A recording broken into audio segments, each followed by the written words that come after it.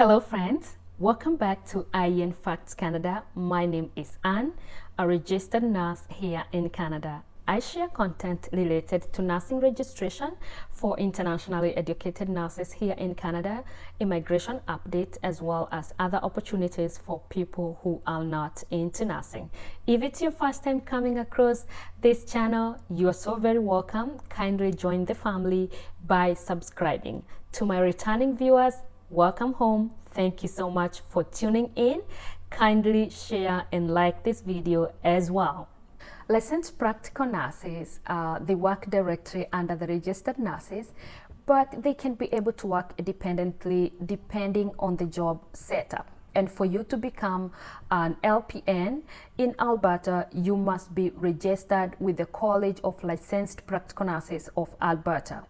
As an internationally educated nurse, you are going to register under the provisional registration, which allows you to work as a nurse under supervision while you await to write your Canadian Practical Nurse registration exam, that is the CPNRE. Okay, so currently there are two pathways, and the requirements for these pathways are quite similar except for one thing. All right, so pathway number one, you can apply directly to CLPNA, and pathway number two, you can apply first to NNES and then to CLPNA. So with pathway number one, applying directly to CLPNA, you are going to require credential assessment, or ECA, and you can get that from any designated organization by the Immigration, Refugee and Citizenship Canada. All right, I have done a video on credential assessment. I'm going to link that video in the description of this video if you would like to know more about credential assessment. All right. If you're going to use the second pathway, then you will require an NNES advisory report.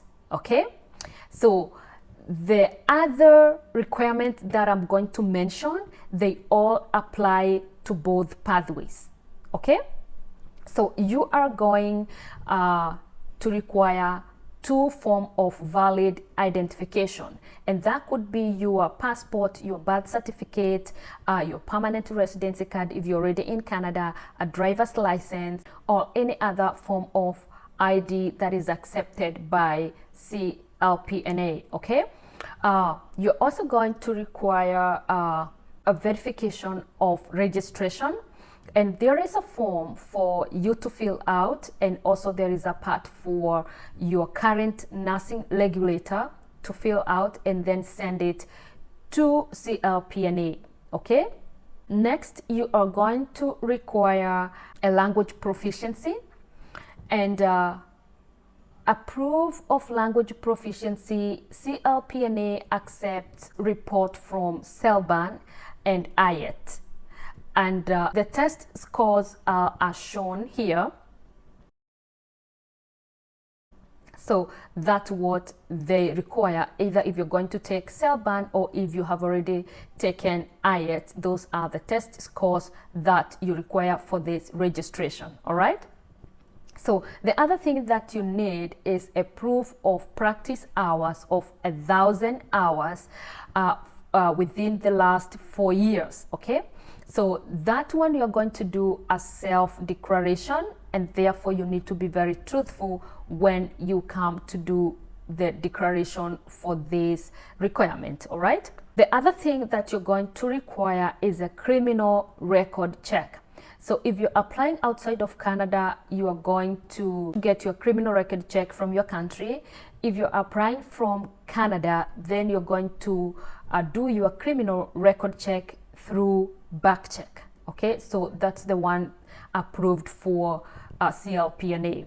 All right, so in addition to all those requirements that I have mentioned, you are going also to require to declare your fitness to practice, and that involves the mental, physical and emotional health for you to be able to practice in a competent manner. You're going to declare if you have any mental, any physical or emotional disorder that can impair your practice. Then after that, you're also going to complete a jurisprudence exam for this registration.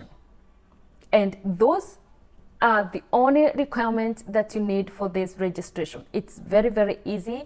And for you to start the registration, you just need to create an account with the CLPNA through My CLPNA. So once you create your account, then submit all the required documents as well as your application fee, and that is 340 Canadian dollars for this application. Okay, so once everything is set and all the fees are paid, CLPNA is going to contact you within 5 business days.